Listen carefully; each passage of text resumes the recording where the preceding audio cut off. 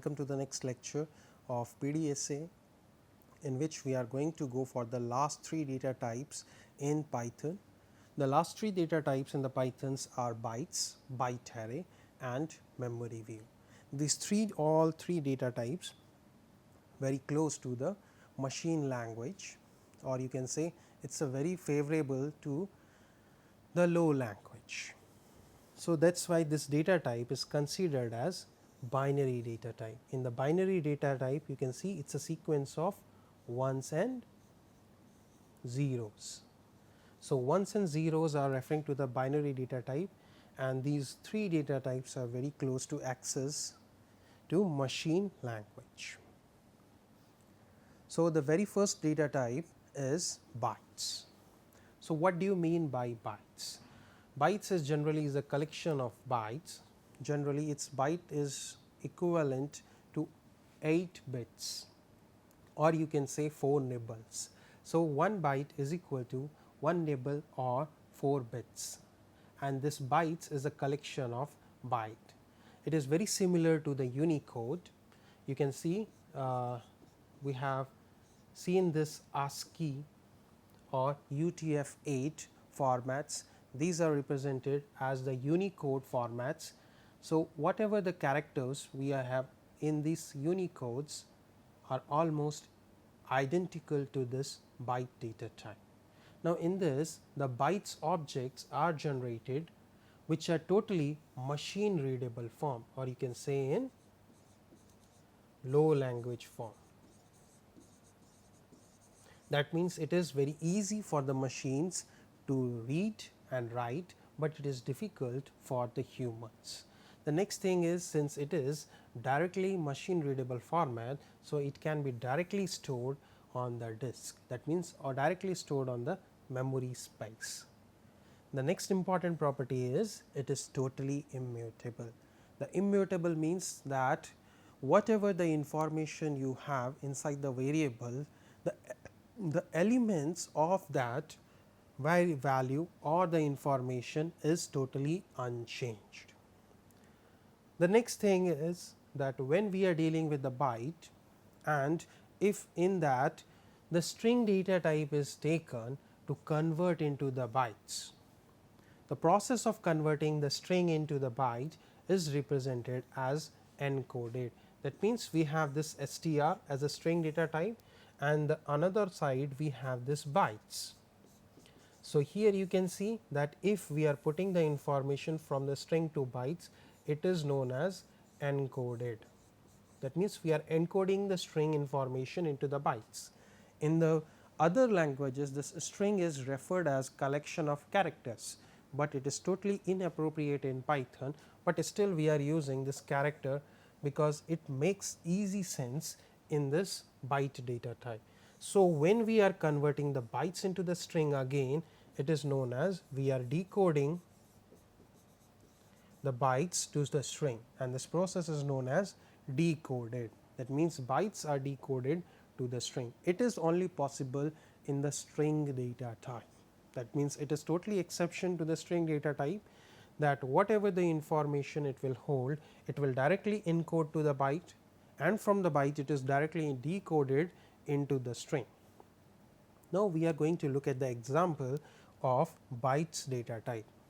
Now, here you can see that we have the variable my byt, and in that we are putting a string good morning, because it is inside this quotation mark, but you can see that the very first character or the very first point in the string is this is small b, and it is lying outside this quotation mark.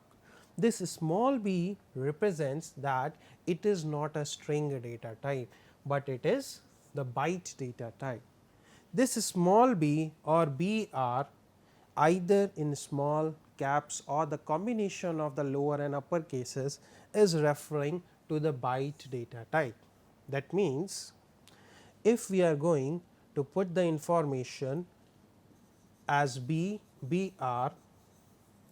then the type related to these two variables will be the byte data type. Now, look at the program output of this one, and you can understand it very easily, that here the my by byt variable is again the same, but here you can see that the class belongs to the byte. That means, this data type is byte data type, and we have again taken the help of type function. So, this B stands for byte. Similarly, this BR also stands for byte, because we are getting the output as bytes. Similarly, this capital BR is again making the combination as a class bytes. That means, B, BR, B capital R, capital small r, capital BR. These all things are referred to one thing known as bytes. So, here you can see that whenever this B is available at the starting of the string, that means it directly represents that it is a byte data type. Next thing, now look at the syntax of the byte constructor. Now, whenever you want to construct the byte data, you are going to take the help of this byte function, or you can say byte constructor, in which the three informations can be taken as input. The one is source, second is encoding, third one is error. The very first thing, the source is whatever you are going to put the content in the output to get the byte. That means, whenever you are going to initialize something, it can be string, it can be integer, it can be byte, or it can be iterables. Now, in the upcoming lectures, I am going to debate on this thing, that what do you mean by the iterable. So, for the now, just take this word as it is. The next thing is, we are going for the encoding. Now, encoding is only applicable to the string. Here you can see the encoding is only for the string. The last thing is the errors. Now, generally the errors are taken as the restrictions whenever the encoding process fails for the string. You can see that whenever the string encoding process fails, then this error will help out to short it out. Let us say if the error is taken as a string, that means whatever the conversation we are putting for the string, if it is not encoding into the bytes, it will directly raise Unicode decode error. Similarly, if you are going to put the error as ignore, that means it will directly ignore the portion whatever that portion is uncodable. The last one is the replace. These three are the options available inside the error. There are some more options available for this error parameters. We are just limiting ourselves to these three information of the errors. So, in the last one you can see the replace one, which can directly replace something with the unencoded Unicode. Now, look at the example. Now, here what we are looking at, that we are trying to convert the byte for this good morning using the format ASCII. The ASCII is a Unicode format in which the number of characters are given some specific numbers, or you can say values. So, the characters are linked with some values under the heading of ASCII. There is other formats like UTF-8, UTF-16, UTF-32. So, here what we are doing is we are converting this string into the bytes. Since this is the string, that means now we need the encoder too. So, we are processing the encoder as ASCII. Similarly, you can confirm the output of the program by using the type function. The next thing is we are converting the bytes, but we have taken not as a string, but it is a byte itself. So, it has a byte information of good evening, and again we are going for the type. Along with that, now we have taken the integer data type.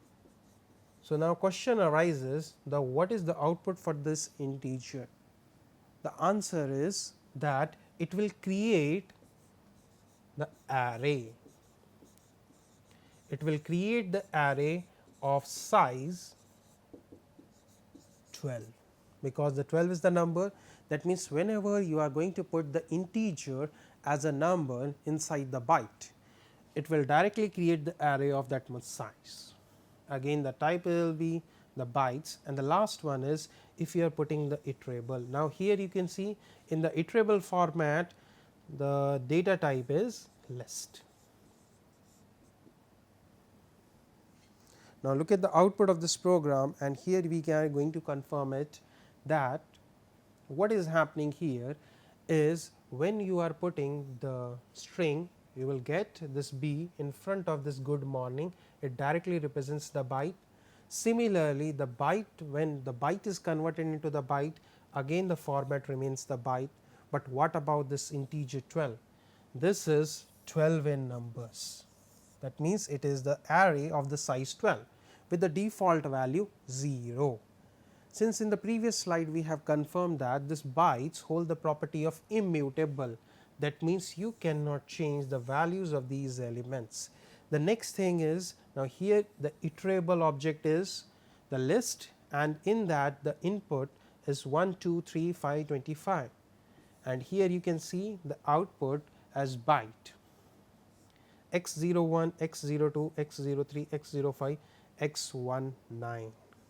So when you look at this carefully, it is generally a hexadecimal representation of the iterable object. The next thing is we are going to perform the some simple operation with the bytes data type, and we are going to confirm whether they are applicable or not. We have taken the two bytes, one is good evening, the second one is good morning, both under the headings of respective variables my_1 and my_2. The next thing is, now we are performing the addition of two bytes.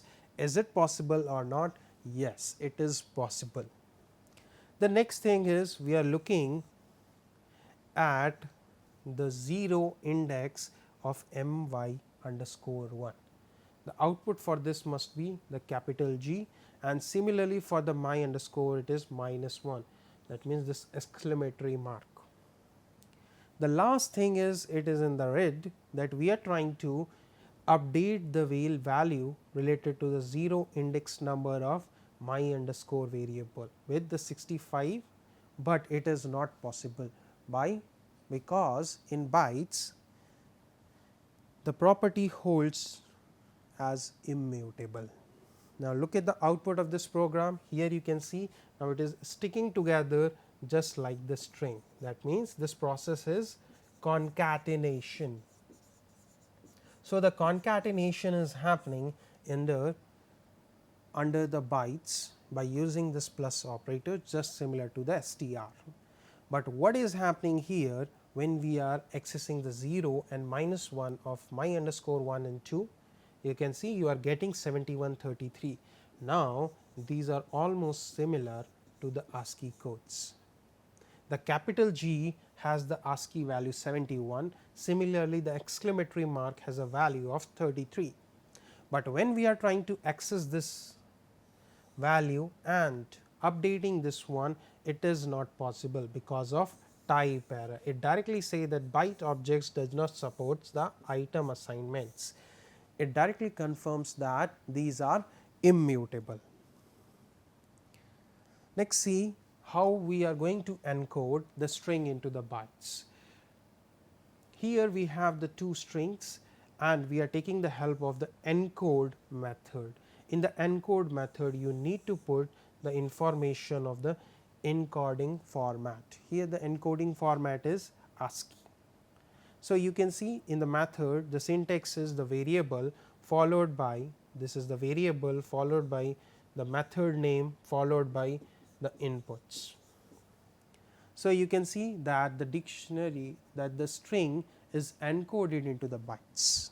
Similarly, the reverse process of the encode is the decode, but before that, now look at the output of the encoding method. Now here you can see the str1 is good morning, the second one is 1 2 3 4 5, and the respective output is with this B in the prefix.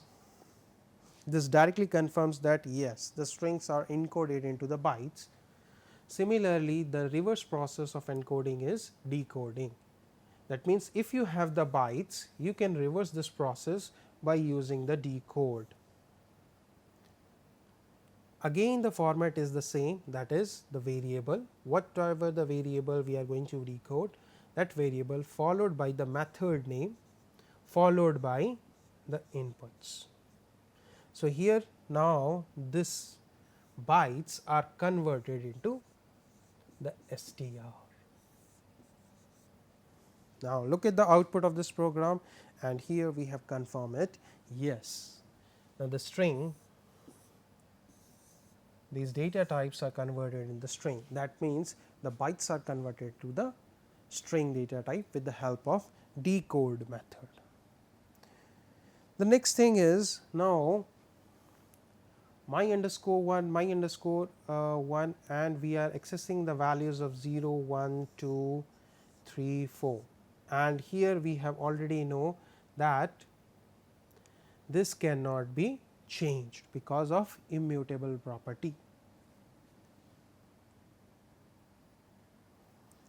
But what is the output of this program? This output of this program is 50, because when we are converting the byte from int, this is converted into the array. So, this number is 5, that means this array holds a size 1, 2, 3, 4, 5, that means this is 5. This integer is taken as a number for the size of the array with the default value is 1, and after that you cannot change it because it is immutable. The next data type is byte array. In this byte array, here you can see that the very first thing is the object related to the byte array, or you can say the return of this byte array is a byte array object. The array of this given byte is totally mutable, irrespective of the byte data type, that is immutable, it is totally the mutable sequence. The syntax is almost similar to the byte, that is source, encoding, error, and the same principle is applied only for the str. That means, the encoding is only specially for the string, the errors are especially for the string encoding, where the encoding of the string into the bytes fits. So, again we are just limiting ourselves out to these three parameters of errors, that is strict, ignore and replace. So, here again the process is very similar to the bytes data type, but in this byte array whatever the array is from, that is totally mutable. That means, the elements related to this array set is mutable. Similarly, the my byt is a variable in which we are going to perform the casting of, here you can see it is a string, the casting of the string into the byte array. Now, byte array is going to be casted with the help of byte array constructor. So, in this byte array followed by the string, now for the string the encoding must be there. So, this is our encoded format.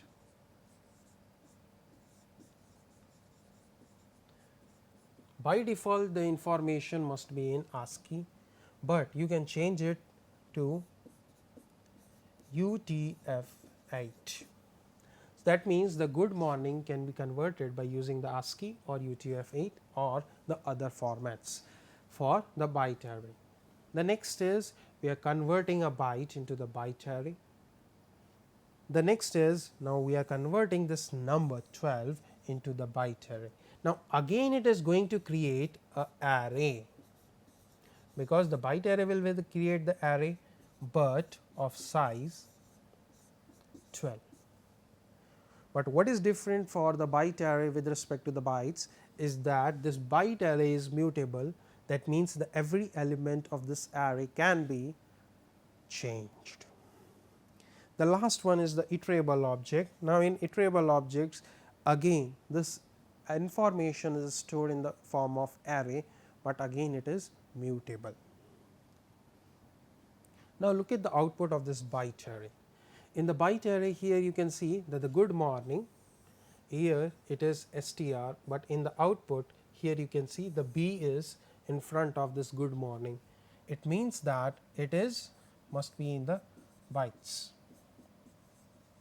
But with the help of this type function, we have confirmed that this is a byte array. Now, similarly, the good morning is changed into the byte array. That means right now this my byt, which holds the good evening as byte array, is mutable. Previously, before casting the good evening into the byte array, the good evening is not mutable because it is a byte. The next is the number 12, that means the integer data type. When we are putting the integer, again the array is formed with the 12 elements and all the elements as a default information of 0, but you can update this information, that is my byt, because these are mutable. The next thing here you can see, now we have again changed this iterable object into the byte array, and here it is again into the format of hexadecimal. So, in this you can see that the byte array converts the iterable objects into the hexadecimal format, in which the numbers are divided by 16. The next thing is, now we are going to perform the addition operation, whether it is applicable to byte arrays or not. Yes, it is going to be applicable to the byte arrays. Along with that, we are going to see whether the information can be updated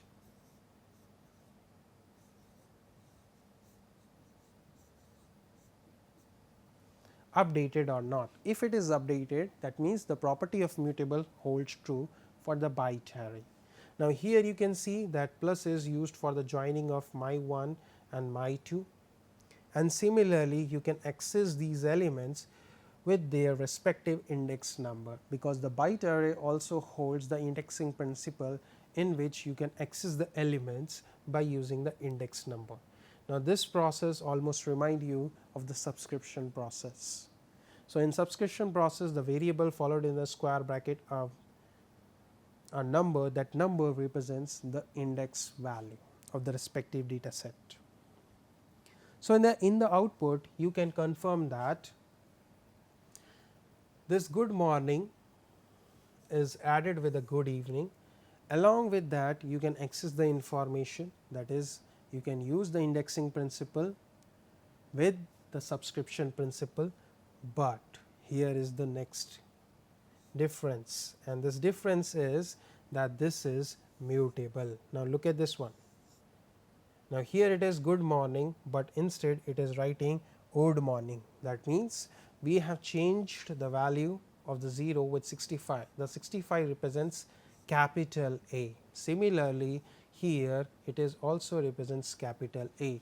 That means 2 of 7, that is 4, 5, 6, 7. That is V has been replaced. Yes, sorry, E has been replaced with A. So, here you can see the changes can be made to the elements, and due to this, this byte array is mutable with respect to bytes. The last data type in the Python is memory view. Now, in the memory view you can see the memory view, the objects returned is memory view. Before moving towards the memory view, you should be familiar with buffer protocol. The buffer means the extra space for processing, or you can say it is like a temporary space given to the program to put some things temporary. So, when we are accessing this buffer protocol, we are generally exposing ourselves, that is we are exposing the internal data without intermediate copies. It is just like that.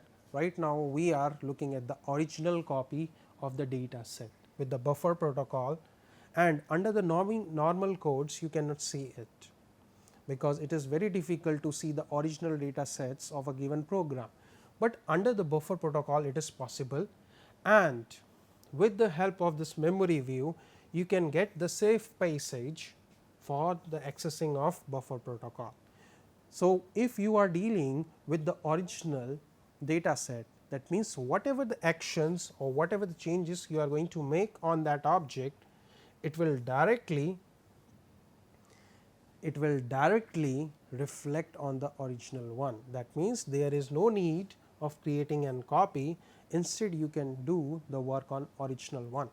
But again it is a double edged sword, that means this is the advantage, but the disadvantage is we can lose the data forever.